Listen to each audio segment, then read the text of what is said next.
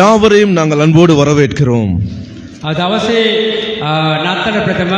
இன்றைய நாளும் நத்தால் தினத்திற்கு முன்பதாக கடைசி ஞாயிறாக இருக்கிறது. அதற்கு முன்பதான கடைசி ஞாயிறு. இயேசு கிறிஸ்துவின் வருகையை குறித்தான 9வது பிரசங்கத்தை உங்களோடு பகிர்ந்து கொள்ள போகிறோம். நாங்கள் புதிதாக்கப்படுதலை குறித்து நாங்கள் பேசினோம்.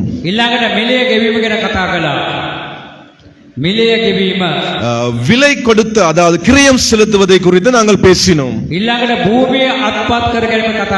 அதே போல பூமியை கைப்பற்றிக் கொள்வதை குறித்து பேசினோம். அதே போல பூமியின் ஆட்சியை குறித்து நாங்கள் பேசினோம்.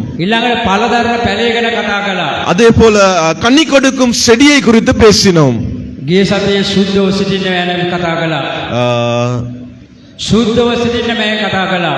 பரிசுத்தமாய் இருக்க வேண்டும் என்பதை குறித்து பேசினோம்.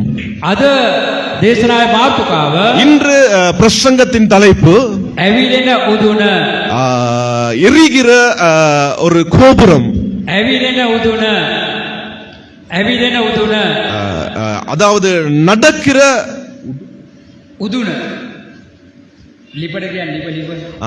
எரிகிற ஒரு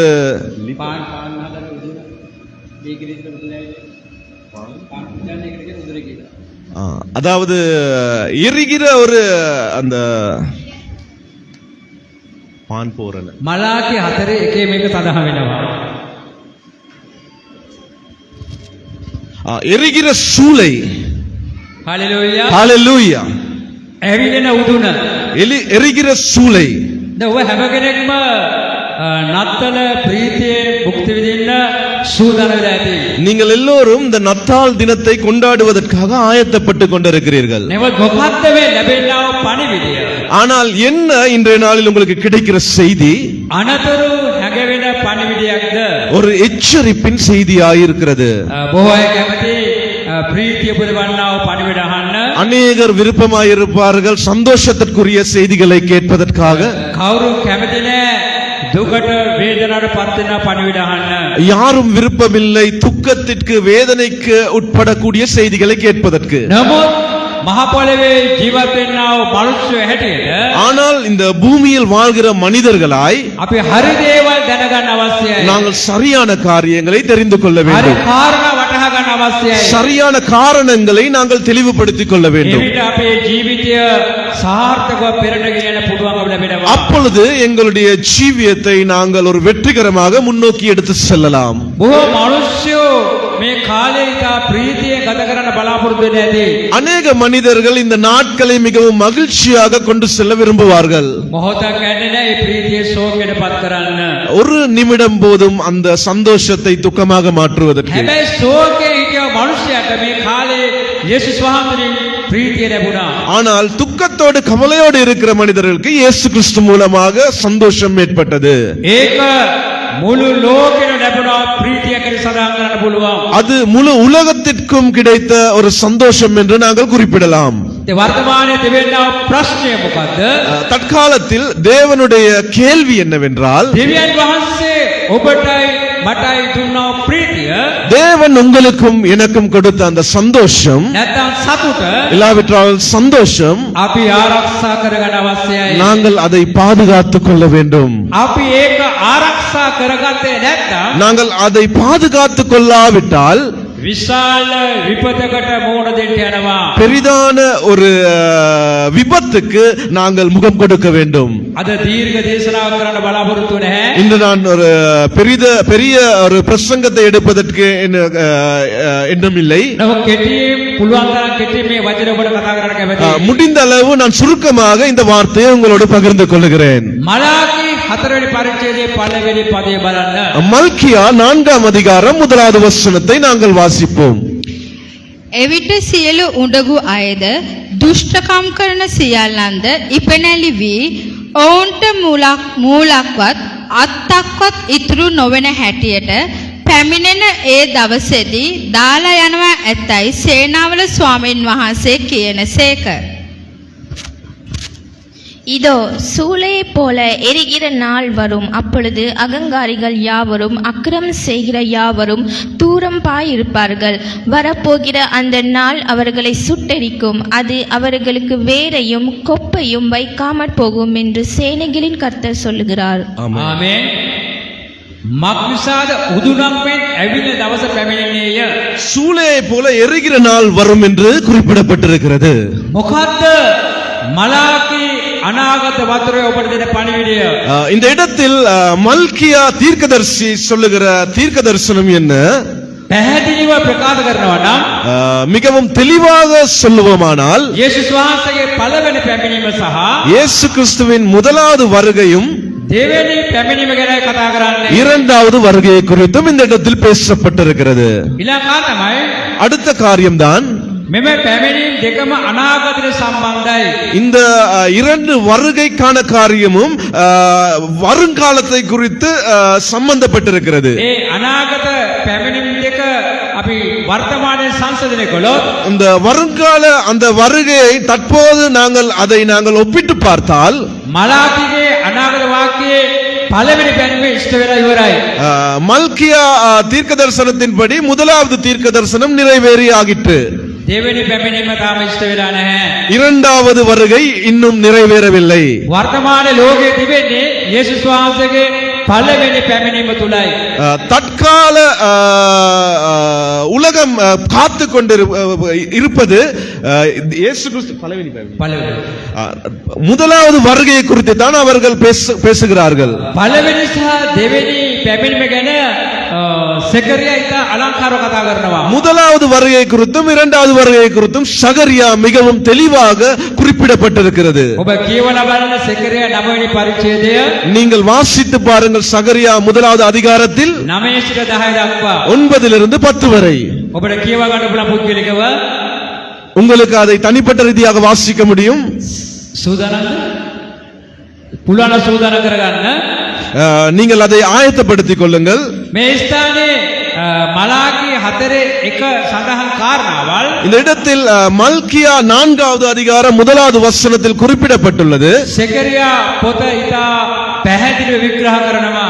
சகரியா புத்தகத்தில் மிகவும் தெளிவாக அதை தெளிவுபடுத்தி இருக்கிறது. යේසුස් වහන්සේගේ පළවෙනி පැමිණීම කියන්නේ මොකක්ද? இயேசு கிறிஸ்துவின் முதலாவது வருகை என்றால் என்ன?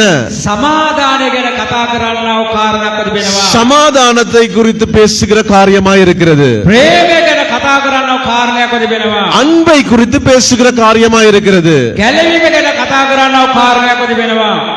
ரட்சிப்பை குறித்து பேசுகிற காரியமாய் இருக்கிறது. ආශිර්වාද ගැන කතා කරන්නව කාරණයක් තිබෙනවා. ஆசீர்வாதத்தை குறித்து பேசுகிற காரியமாய் இருக்கிறது. සදාකාල ජීවනය ගැන, நித்திய ஜீவனை குறித்தும் සදාකාල රාජ්‍ය ගැන நித்திய ராஜ்யத்தை குறித்தும் කතා කරන්නව කාරණයක් තිබෙනවා. பேசுகிற காரியமாய் இருக்கிறது. ඊළඟට කමාව පිළිබඳව මේ ස්ථානයේ කාරණාවක් තිබෙනවා.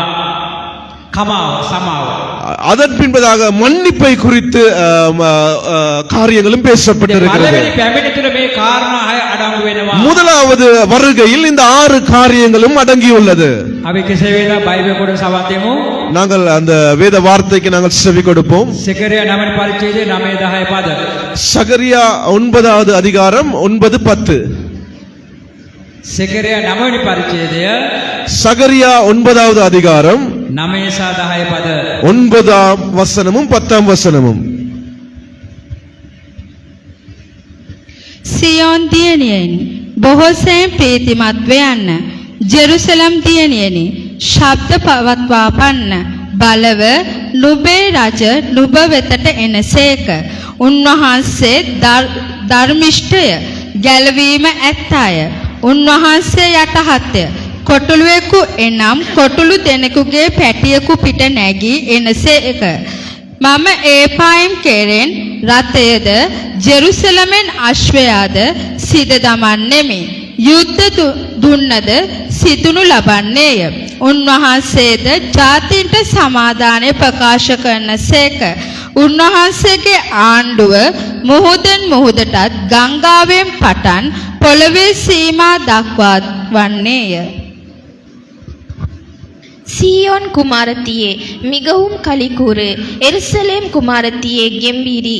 இதோ உன் ராஜா உன்னிடத்தில் வருகிறார். அவர் நீதியுள்ளவரும் இரட்சிக்கவரும் தாழ்மையுள்ளவரும் கழுதையின் மேலும் கழுதை குட்டியாகிய மரியின் மேலும் ஏறி வருகிறவருமாயிருக்கிறார். எப்ராஹீமின் நின்று ரதங்களையும் எருசலேமின் நின்று குதிரைகளையும் அற்றுப்போக பண்ணுவேன். யுத்தவில்லும் இல்லாமற் போகும். அவர் ஜாதிகளுக்கு சமாதானம் கூறுவார். அவருடைய ஆளுகை ஒரு சமுத்திரம் தொடங்கி மறு சமுத்திரம் வரைக்கும், நதி தொடங்கி பூமியின் எல்லைகள் பரியந்தமும் செல்லும். ஆமென். දැන් මීට අවුරුදු 2025කට ප්‍රථම යේසුස් වහන්සේ මේ ලෝකෙට වැඩම කරසේක. 2025 ஆண்டுகளுக்கு முன்பதாக இயேசு கிறிஸ்து இந்த பூமியில் இருந்தார். අපි තව දින කිහිපයක් සමරන්න යන්නේ. நாங்கள் இன்னும் சில நாட்களில் நாங்கள் அதை கொண்டாட போகிறோம். වහන්සේගේ 2026 වෙනි උපන් දිනයයි. 2026வது பிறப்பு நினைவு நாளை நாங்கள் கொண்டாடுவோம். මේ උපතේ අර්ථය තමයි සෙකරියා පැහැදිලි කරන්නේ. இந்த பிறப்பின் அர்த்தத்தை தான் சகரியா புஸ்தகத்தில் இங்கு விளக்கப்படுத்தி இருக்கிறது. ஓ අන්ධකාර ජීවිතවලට, அநேக அந்தகார வாழ்க்கையிலிருந்து, ஓ අසරණ ජීවිතවලට, அநேக உதவியற்ற வாழ்க்கையிலிருந்து, ஓ කාලකන ජීවිතවලට, மிகவும் மோசமான நிலையில் இருக்கிற வாழ்க்கையை குறித்தும், අරමුණක් ඇතුව නන්නත්තාරෝ ජීවිතවලට, எந்த ஒரு எதிர்பார்ப்பும் இல்லாமல் ஏதோ போன போக்கில் வாழ்கிற வாழ்க்கையை குறித்தும் යේසුස් වහන්සේ සමාදානයක් වුණා. இயேசு கிறிஸ்து ஒரு சமாதானமானார். යේසුස් වහන්සේ ප්‍රේමයක් වුණා. இயேசு கிறிஸ்து அன்பானார் அந்த இடத்தில். යේසුස් වහන්සේ ගලවගත්තා. இயேசு அவர்களை ரட்சித்துக் கொண்டார். යේසුස් වහන්සේ ආශිර්වාද කළා. இயேசு அவர்களை ஆசீர்வதித்தார். යේසුස් වහන්සේ සදාකාල ජීවනය ලබා දුන්නා. இயேசு கிறிஸ்து அவர்களுக்கு சதாகால நித்திய ஜீவனை கொடுத்தார். ඔහුගේ ශීල පාපවලට කොන්දේසි විරහිතව සමාව දුන්නා. அவர்களுடைய எல்லா காரியங்களுக்கும் நிபந்தனையற்ற ஒரு சமாதானத்தையும் மன்னிப்பையும் கொடுத்தார். පළවෙනි පැමිණීම තුළ උන්වහන්සේ පිළිගත්තා වූ ජනතාවට, முதலாவது வருகையில் அவரை ஏற்றுக்கொண்ட ஜனங்களுக்கு උන්වහන්සේගේ රාජ්‍යයේ පුරවැසිකම ලැබිලා තිබෙනවා. அவருடைய ராஜ்யத்தில் அந்த குடியுரிமையை அவர் கொடுத்திருக்கிறார். උන්වහන්සේ ජීවිත ආණ්ඩු කරන පාලකයව සිටිනවා. උන්වහන්සේ ජීවිත ආණ්ඩු කරන පාලකයව සිටිනවා. அவருடைய ராஜ்யத்தை ஆண்டு கொள்ளுகிற அந்த பரிபாலனத்தை அவர் கொடுத்திருக்கிறார். ඉතින් මලාකිගේ අනාගත වාක්‍ය ඉතාමත් ලස්සනයි. மல்கியா தீர்க்க தரிசனத்தில் இருக்கிற வார்த்தைகள் மிகவும் அழகாக இருக்கிறது. කොහොමද ඒක ලස්සන වෙන්නේ? எப்படி அழகாக இருக்கிறது? අවලක්ෂණ කාරණා ගොඩාක් මලාකි කියනවා. அவலட்சமான காரியங்கள் அநேகம் இருக்கிறது. සෙකරියා වගේ சமாதான දෙයක් නෙවෙයි කතා කරන්නේ. சகரியாவை போல் சமாதான காரியங்கள் அல்ல பேசப்பட்டிருக்கிறது. අනතුරුදායක කාරණා කතා කරන්නේ. எச்சரிப்பின் காரியங்கள் பேசப்பட்டிருக்கிறது. එන යේසුස් වහන්සේගේ දෙවෙනි පැමිණීමේ මොකද සිද්ධ වෙන්න යන්නේ? இயேசு கிறிஸ்துவின் இரண்டாவது வருகையில் என்ன நடக்க போகிறது? අනතුරක් සිද්ධ වෙන්න යනවා. ஒரு விபத்து நடக்க போகிறது. නපුරක් සිද්ධ වෙන්න යනවා. தீமை ஏற்பட போகிறது. විනාශය සිද්ධ වෙන්න යනවා. அழிவு ஏற்படும். විපතක් සිද්ධ වෙන්න යනවා. விபத்து ஏற்படும். දඩුවමක් ලැබෙන්න යනවා. தண்டனை கிடைக்க போகிறது. විනිශ්චයක් සිදු වෙන්න යනවා. நியாய தீர்ப்பு ஏற்பட போகிறது. මේ කාරණා හය තමයි කතා කරන්නේ. இந்த காரியங்களை குறித்து தான் பேசப்பட்டிருக்கிறது. ඔබ ප්‍රීතිය හිතන කමක් නැහැ.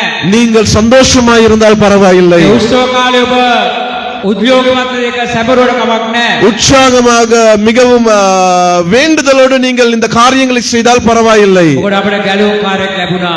எங்களுக்கு இரட்சகர் ஒருவர் இருக்கிறார். අපේ ජීවිත වෙනස් වුණා.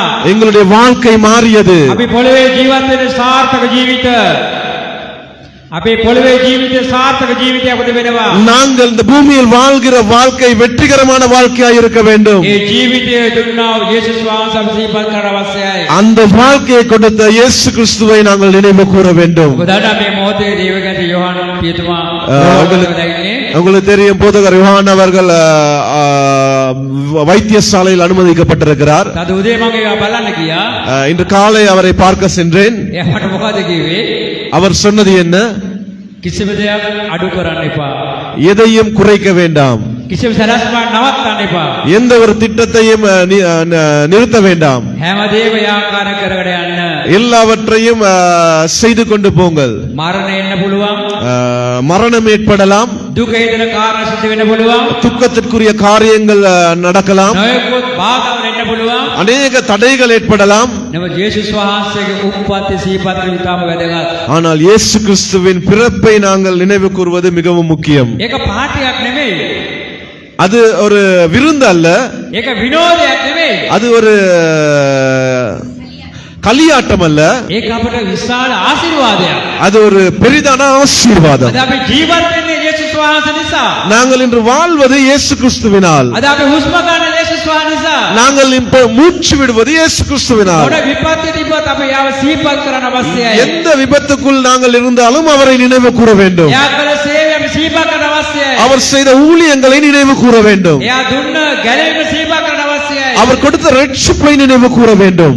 ලෝකේ මිනිස්සෙක් විනෝදයක් කරගන්න පුළුවන්. உலக மனிதர்கள் அதை களியாட்டங்களாக கொண்டாட்டங்களாக கொண்டாடலாம். නමුත් කිතුරුවන්ට ඒක විනෝදයක් නෙමෙයි. ஆனால் கிறிஸ்தவர்களுக்கு அது வினோதம் அல்ல. ඒක කිතුරුවන්ට ආත්මික ආශිර්වාදයක්. அது கிறிஸ்தவர்களுக்கு ஒரு பெரிதான ஆவிக்குரிய ஆசீர்வாதம். මොන තත්ත්වයේ හිටියත් எந்த நிலையில் இருந்தாலும் නිවස තුළ පවුල තුළ මොන දුක වේදනාව තිබ්බත් குடும்பத்துக்குள் வீட்டிற்குள் எந்த வேதனைகள் இருந்தாலும் අපි උන්වහන්සේව ආත්මිකව සිහිපත් කර විට நாங்கள் அவரை ஆவிக்குரிய ரீதியில் நாங்கள் நினைவு கூறும் பொழுது දුක පහවෙන්න යනවා.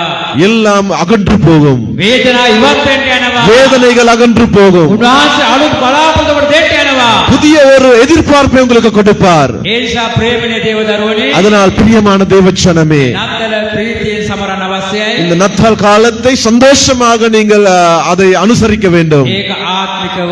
அது ஆவிக்குரிய ரீதியாக இருக்க வேண்டும். එසේ නොකොට அப்படி இல்லாவிட்டால் නත්තල ව්‍යාපාර කරගත්තොත්, நத்தாலை வியாபாரமாக்கிக் கொண்டால், ක්‍රිස්තුස් වහන්සේ නාමයේ විකුණගෙන කෑවොත්, இயேசு கிறிஸ்துவின் நாமத்தை நீங்கள் வியாபாரம் செய்து சாப்பிட்டால், නත්තලට මොහාවල වැරදි දේවල් කළොත්, நத்தால் என்ற பெயரில் நீங்கள் பிழையான காரியங்களில் ஈடுபட்டால் අවසාන ප්‍රතිඵල ඉතාම භයානකයි. கடைசியான பிரதிபலனை நீங்கள் சந்திக்க வேண்டும். බොහෝ ලෝකයේ මිනිස්සු නත්තලේ සත්‍යතාවය දන්නේ නැහැ. இன்று அநேக மனிதர்களுக்கு நத்தாலின் பாரம்பரியம் தெரியாது. ඔය හැමදාම වැරදි මාර්ග ගමන් කරනවා.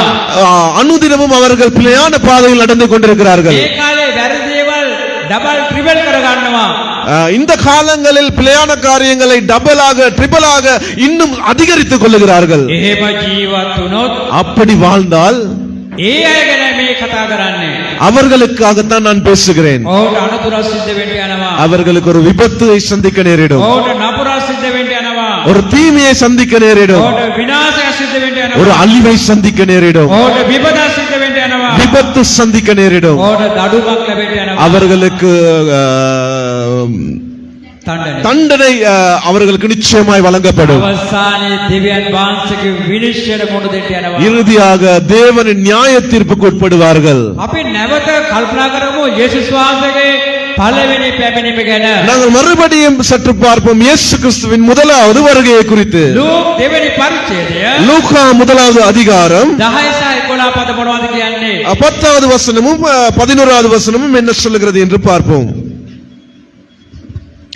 දේවදූතයා ඔවුන්ට කතා කොට බය නොවෙල්ලා බලව මුළු සැනකට මහත් ප්‍රීති උපදවන යහපත් ආරංචි නුඹලාට ගෙනෙමි. මක් නිසාද ස්වාමී වූ ක්‍රිස්තුස් නම් ගැලුම්කාරයෙක් නුඹලාට දාවිත්ගේ නුවර අද උපන්සේක. லோக் 2 அதிகாரம் 9-10 வசனங்கள். அவ்வேளையில் கர்த்தருடைய தூதன் அவர்களிடத்தில் வந்து நின்றான். கர்த்தருடைய மகிமை அவர்களை சுற்றிலும் பிரகாசித்தது. அவர்கள் மிகவும் பயந்தார்கள். தேவதூதன் அவர்களை நோக்கி, பயப்படாதிருங்கள், இதோ எல்லா ஜனத்துக்கும் மிகுந்த சந்தோஷத்தை உண்டாக்கும் நற்செய்தியை உங்களுக்கு அறிவிக்கிறேன் என்றார். යේසුස් වහන්සේගේ උප්පත්ති සිදු වෙන අවස්ථාවේ இயேசு கிறிஸ்துவின் பிறப்பு நடைபெறும் பொழுது හිටේරු කොහෙද සිටියේ? மேய்ப்பர்கள் பார்த்து கொண்டிருந்தார்கள். මිටියාවතේ රැළ බලාගෙන නිදිබරව හිටියා. அவர்கள் அந்த மந்தையை மேய்த்துக் கொண்டு அந்த இடத்தில் காத்துக் கொண்டிருந்தார்கள். දෙවියන් වහන්සේගේ දූතයා ඕ කරා ගමන් කරනවා. தேவதூதன் அவர்கள் மத்தியில் பயணிக்கும் பொழுது දේව දූතයා ඕන්ට පණිවිඩයක් දෙනවා. தேவதூதன் அவர்களுக்கு ஒரு செய்தியை கொடுக்கிறார். මහත් ප්‍රීතියක් උපදවන ආරංචියක් ඔවුන්ට සපයනවා. மிகுந்த சந்தோஷத்தை உண்டாக்கக்கூடிய நற்செய்தியை அவர்களுக்கு கொடுக்கிறார்.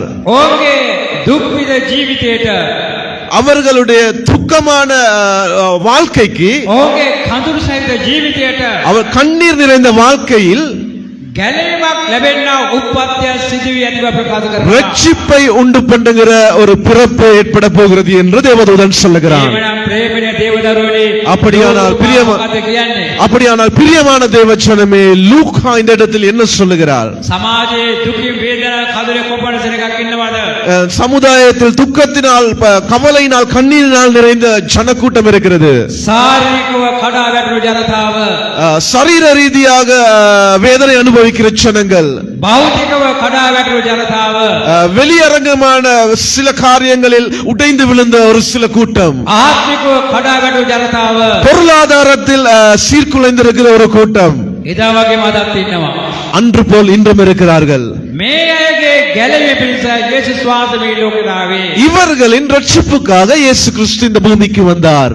වර්තමාන සභාව මොකද්ද කරන්න ඕනේ? தற்கால சபை என்ன செய்ய வேண்டும்? එවැනි ජනතාව හොයාගෙන ගිහිල්ලා அப்படி ஜனங்களை தேடிச் சென்று ඔවුන්ට අවශ්‍ය ආත්මික ආශිර්වාදය, அவர்களுக்கு தேவையான ஆவிக்குரிய ඔවුන්ට ஆசீர்வாதத்தை, අවශ්‍ය ශාරීරික ආශිර්වාදය, அவர்களுக்கு தேவையான சரீரத்துக்குரிய ஆசீர்வாதத்தை, ඔවුන්ට අවශ්‍ය භෞතික ආශිර්වාදය அவர்களுக்கு தேவையான வெளிப்பட்ட ஆசீர்வாதங்கள் ලබා ගන්නා සුභාරංච ප්‍රකාශ කරන්න අවශ්‍යයි. எல்லாவற்றையும் அவர்களை பெற்றுக்கொள்ளக்கூடியதாக நீங்கள் அவர்களுக்கு ஒரு இடைநிற்பவர்களாக இருக்க வேண்டும். එදා දේවදූතයා සේවය කළා. அன்று தேவதூதர்களைப் போல අද ඔබට ඒ දූතන සේවය තිබෙනවා. இன்றும் அந்த தூதுவத்தின் அந்த ஊழியம் உங்களுக்கு இருக்கிறது. අද මේ දූතන සේවය ඔබටයි ලැබිලා තිබෙන්නේ. இந்த தூதுவத்தின் ஊழியம் உங்களுக்கு தான் கிடைத்திருக்கிறது. ඔබ කාලා බීලා විනෝද වෙන උත්සවයක් නෙමෙයි. நீங்கள் சாப்பிட்டு குடித்து கொண்டாடுகிற ஒரு நாள் அல்ல.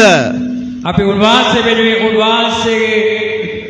වෙනුවෙන් සේවය කරන්න දූතය වෙන්න අවශ්‍යයි. நாங்கள் அவருக்காக ஊழியம் செய்கிற தூதர்களாக இருக்க வேண்டும். මේ නත්තල් කාලේ මේ කාර්ය අපි මතක තබා ගන්න අවශ්‍යයි. இந்த நத்தால் காலத்தில் இந்த காரியங்களை நீங்கள் நன்கு நினைவில் வைத்துக் கொள்ளுங்கள். මේ ජීවිතේ ගොඩාක් දේවල් වල අපි කාර්ය බහුල වෙනවා. நாங்கள் எங்களுடைய வாழ்க்கையில் அநேக காரியங்களுக்கு நாங்கள் நேரத்தை செலவழிக்கிறோம். ඒ නිසා බොහෝ මනුෂ්‍යයන් දෙවියන් වහන්සේ කාරණා කරන්න කාලය වෙලාව නැහැ. இன்று அநேக மனிதர்கள் தேவனுடைய காரியங்கள் செய்வதற்கு கால நேரங்கள் இல்லை. ඒකට අවශ්‍ය දෙවියන් වහන්සේ ඔබගේ බලාපොරොත්තු වෙන මොකද්ද? இன்றைய நாளிலும் தேவன் உங்களிடத்தில் எதிர்பார்ப்பது என்ன? අන්ධකාර ජීවිතවලට, அந்தகார வாழ்க்கையிலிருந்து, කාලකණ්ණි ජීවිතවලට, பிரயோஜனமற்ற வாழ்க்கையிலிருந்து, විනාශ කරා ගලාගෙන යන ජීවිතවලට அழிவை நோக்கி செல்கிற ஜீவியத்துக்கு ඔබේ සේවය අවශ්‍යයි. உங்களுடைய ஊழியம் தேவை. ආමේන්. ஆமென். අපි පළවෙනි වතාවට බලාපොරොත්තු වෙනවා நாங்கள் முதல் முறையாக எதிர்பார்க்கிறோம் කොළඹ ළමා රෝහලට යන්න. கொழும்பில் இருக்கிற சிறுவர் வைத்தியசாலைக்கு செல்வதற்கு. ගිල ළමයි සභ කාලය ගත කරලා அங்க இருக்கிற சிறுவர்களோட நேரத்தை கழித்து ඕකට ටැග් ගන්න අපි සූදානම් වෙලා තිබෙනවා. அவர்களுக்கு நாங்கள் பரிசு பொருட்களை கொடுப்பதற்கு நாங்கள் ஆயத்தப்பட்டிருக்கிறோம். සහෝදරයා පැමිණ මුදලක් දෙන එක කරන්න කියලා. சகோதரிய පැමිණ මුදලක් දෙන එක කරන්න කියලා. ஒரு சகோதரி முன் வந்து ஒரு பணத்தொகையை கொடுத்தார் இந்த காரியத்தை செய்யும்படியாக. ඉතින් මම හිතනවා රෝගයත් එක්ක මරණයත් එක්ක புறபதன தருவ ஸ்தானம் என்னவா?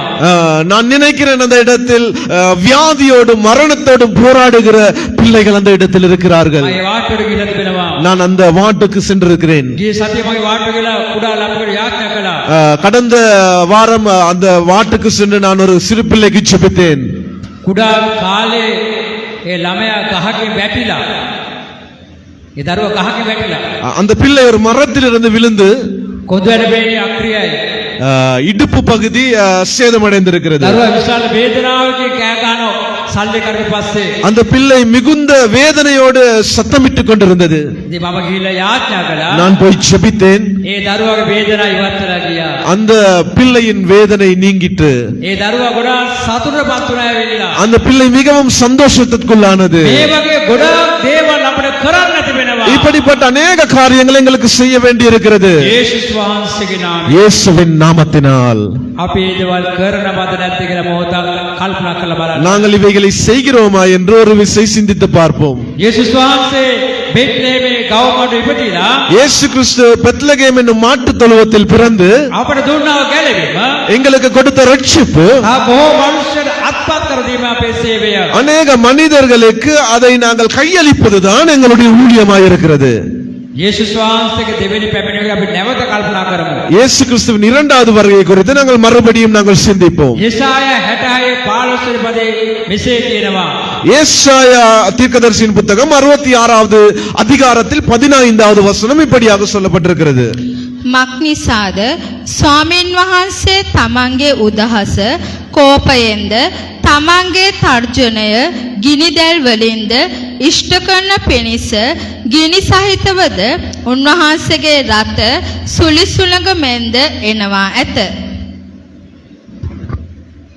இதோ தம்முடைய கோபத்தை உக்கிரமாகவும் தம்முடைய கடிந்து கொள்ளுதலை அக்கினி ஜுவாலையாகவும் செலுத்த கர்த்தர் அக்கினியோடும் வருவார், பெருங்காற்றைப் போன்று தம்முடைய ரதங்களோடும் வருவார். ஆமென். කාරණ දෙකේ මේ බයිබලය පැහැදිලි කරන්න. இரண்டு காரியங்களோடு நான் இந்த வார்த்தையை சற்று விளக்குகிறேன். මොකද්ද யெசாயா අනාගත අවතරය කියන්නේ? என்ன ஏசாயா தீர்க்கதரிசி இந்த இடத்தில் சொல்லி இருக்கிறார்? කාරණ දෙකයි කියන්නේ. இரண்டு காரியம் சொல்லி இருக்கிறார். යේසුස් වහන්සේ පිළිගත් අයට இயேசு கிறிஸ்துவை ஏற்றுக்கொண்டவர்கள் ගැලවෙන වෙනවා. ரட்சிப்பை பெற்றுக் கொள்வார்கள். අනතුරු වලින් ගැලවෙනවා. இந்த விபத்திலிருந்து அவர்கள் ரட்சிக்கப்படுவார்கள். දෙවෙනි කාරණය. இரண்டாவது காரியம், යේසුස් වහන්සේ ප්‍රතික්ෂේප කරන අයට இயேசு கிறிஸ்துவை மறுதலிப்பவர்களுக்கு ඉතා භයානක විනිශ්චයක් වෙන්න යනවා. மிகவும் பயங்கரமான நியாய தீர்ப்பு ஏற்படும். අද ඔබ මොන ආගම ඇදෙව්වත් நீங்கள் இன்று எந்த மதத்தை பின்பற்றினாலும், මොන ජාතියද කුලයට අයිති වුණත් எந்த ஜாதிக்கும் குலத்திற்கும் நீங்கள் මොන சொந்தமாயிருந்தாலும், භාෂාව කතා කළත් எந்த பாஷையை பேசினாலும், මේ ලෝකයේ සියලු ජනතාවට තියෙන අභියෝගය මේකයි. இந்த உலகத்தில் இருக்கிற எல்லா ஜனத்துக்கும் இருக்கிற ஒரு சவால் இதுதான். ලෝකයේ ගොඩාක් සෙල්ලම් දාන්න පුළුවන්. உலகத்தில் அநேக காரியங்களை நீங்கள் செய்யலாம். ලෝකේ ගොඩාක් දේවල් ඔබ අදහන්න පුළුවන්. நீங்கள் உலகத்தில் இருக்கிற அநேக காரியங்களை பின்பற்றலாம். ගොඩාක් ආගමික වතාව කරන්න පුළුවන්. நீங்கள் அநேக மதங்கள் மத சடங்குகளை பின்பற்றலாம். නමුත් අවසානයේ ඔබට සිද්ධ වෙනවා යේසුස් වහන්සේ ඉදිරියට එන්න. ஆனால் இறுதியாக உங்களுக்கு ஏற்படும் இயேசு கிறிஸ்துவின் முன்பாக நீங்கள் வருவதற்கு, මේ ලෝකයේ මේ දෙවියන් වහන්සේ, இந்த உலகத்தை படைத்தது தேவன், ලෝකේ පාලනය කරන දෙවියන් இந்த වහන්සේ, உலகத்தை ஆள்பவர் தேவன், මනුෂ්‍යල ගැලීම දුන්න දෙවියන් වහන්සේ, மனிதர்களுக்கு ரட்சிப்பை கொடுத்தது தேவன். අද ඒ ගැලීමේ පුත්‍රයා යේසුස් වහන්සේ ලෝකයේ දෙස බලාගෙන ඉන්නවා. இன்று அந்த ரட்சிப்பின் குமாரனாகிய இயேசு கிறிஸ்து உலகத்தை நோக்கி பார்த்து கொண்டிருக்கிறார். ඔබ දෙස බලාගෙන ඉන්නවා. உங்களை நோக்கி பார்த்து கொண்டிருக்கிறார். මොනවද කරන්නේ? நீங்கள் என்ன செய்கிறீர்கள்? මොනවද කියන්නේ? நீங்கள் என்ன செய்கிறீர்கள்? ඒ දහම පිළිගන්නවද? நீங்கள் ஏற்றுக்கொள்ளுகிறீர்களா? අනුගමනය කරනවද? நீங்கள் அனுமதிக்கிறீர்களா? අන්න ඒ අය ආශිර්වාදය.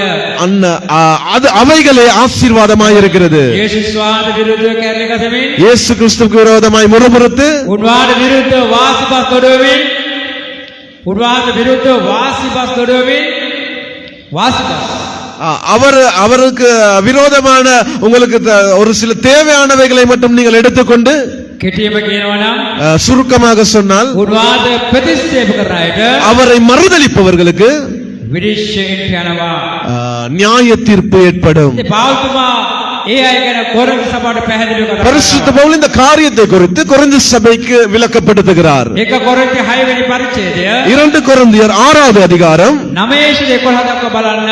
9 தொடக்கம் 11 வரை பார்ப்போம். මෙන්න ලෝකයේ මිනිස්සු ජීවත් වෙන ආකාරය, உலக மனிதர்கள் எப்படி வாழ்கிறார்கள் என்பதை குறித்து. මේ ගොඩට ඔබත් අයිති නම් இந்த பூமிக்கு நீங்கள் சொந்தமானால் ඔබට විනිශ්චය අනිවාර්ය ලැබෙන්න යනවා. உங்களுக்கு நியாய தீர்ப்பு நிச்சயமாய் கிடைக்கும்.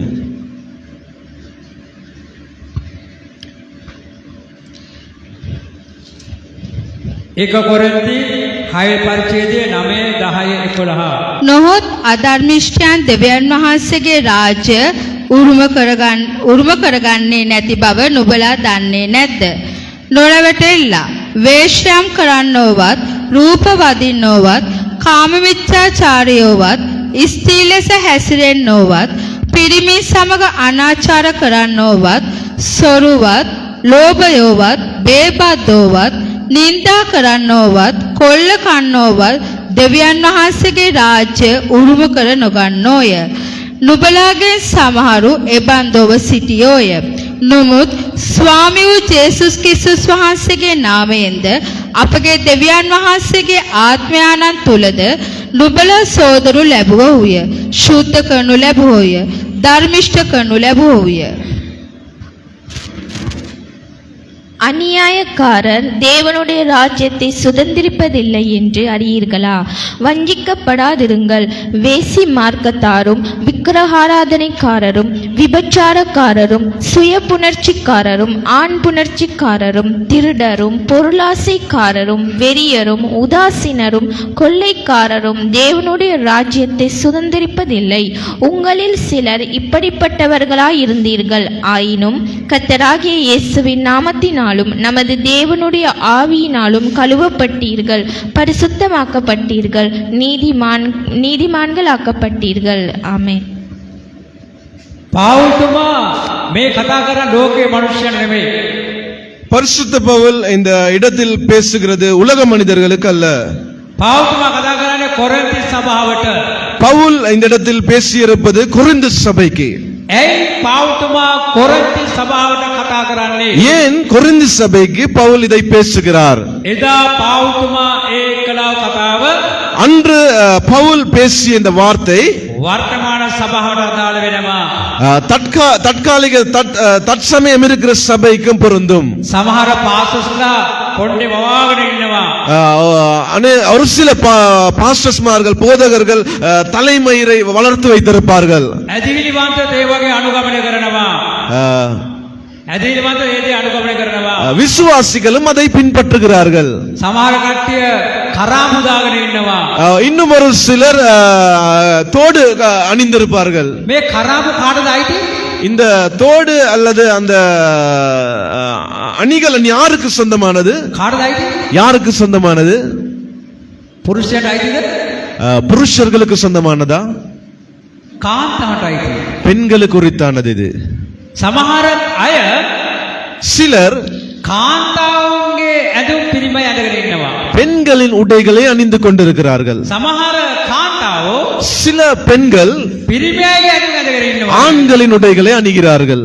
මේ වගේ විකෘති සමාජ බිහි වෙලා තියෙන සභාව තුල இப்படியான மோசமான ஒரு சூழ்நிலை இந்த சமுதாயத்துக்குள் இருக்கிறது. කොරින්ති සභාවෙත් මේ කාරණා තිබ්බා.